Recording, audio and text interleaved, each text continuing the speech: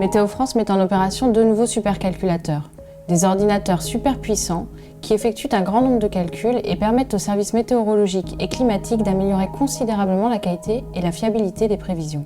On est toujours à la recherche de la précision optimale dans la prévision numérique. Et pour ce faire, disposer de l'outil de calcul le plus puissant à un moment donné est très important. La puissance de ces nouveaux supercalculateurs est 10 millions de fois supérieure à celle de la première machine, le Cray 2, mise en place il y a maintenant 30 ans. Alors ici, nous sommes devant le Cray 2, qui était la première machine dont a disposé Météo France pour ses propres besoins.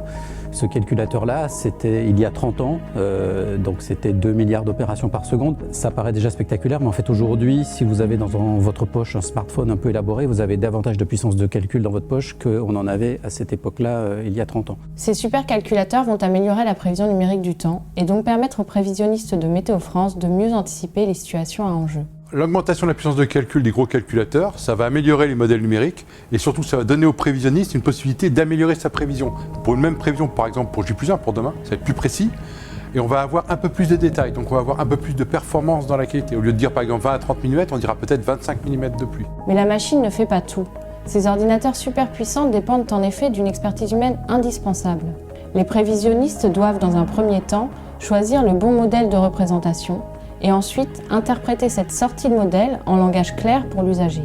Vous avez une foliation de troupeau à 2 PVU, ça ne veut rien dire, monsieur tout le monde. Il faut expliquer que demain, il va y avoir des averses, demain, il va faire beau. C'est ça qui est important. En plus des prévisions, le supercalculateur va jouer un rôle important pour l'étude du climat. En effet, il va permettre de simuler les évolutions climatiques encore plus finement. Ces simulations sont nécessaires pour envisager les impacts du changement climatique en France et dans le monde. Cette puissance de calcul va nous permettre de continuer à rester à l'état de l'art international en termes de modélisation globale du système climatique et donc de contribuer à l'effort international.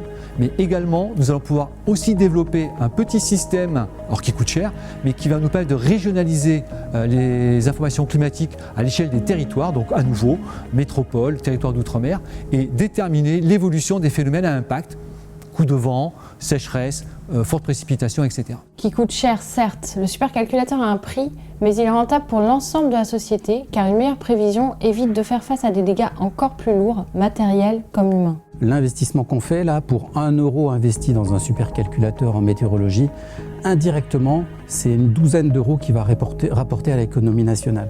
Par déjà les services de protection des personnes et des biens qu'il va rendre, c'est-à-dire par nos messages d'avertissement qui vont être de plus en plus précis, de plus en plus ciblés, avec une chronologie des événements très précise.